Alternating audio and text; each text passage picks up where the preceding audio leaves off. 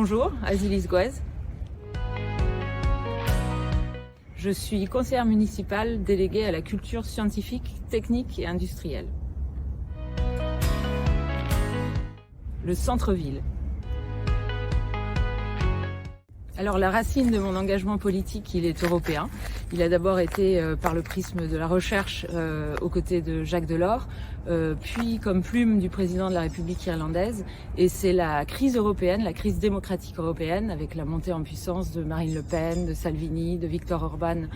en Hongrie, qui m'a donné envie d'entrer dans l'arène et de m'attacher à la question la plus concrète qui soit, c'est-à-dire celle de la construction des politiques publiques à l'échelle locale.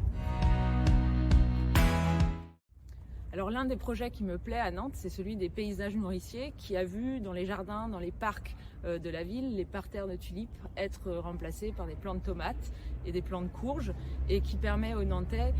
d'exercer tout leur sens lorsqu'ils se promènent dans ces jardins, de goûter à ces fruits et à ces plantes.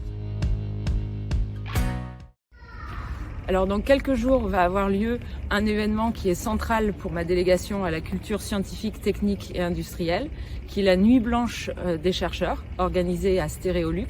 et qui débutera par une grande conférence d'Étienne Klein sur les rapports entre science et société, à savoir un problème qui nous préoccupe au premier chef dans un contexte de crise sanitaire, mais aussi dans un contexte de crise démocratique où la question de la désinformation, de l'esprit critique, de la capacité de jugement des citoyens est centrale.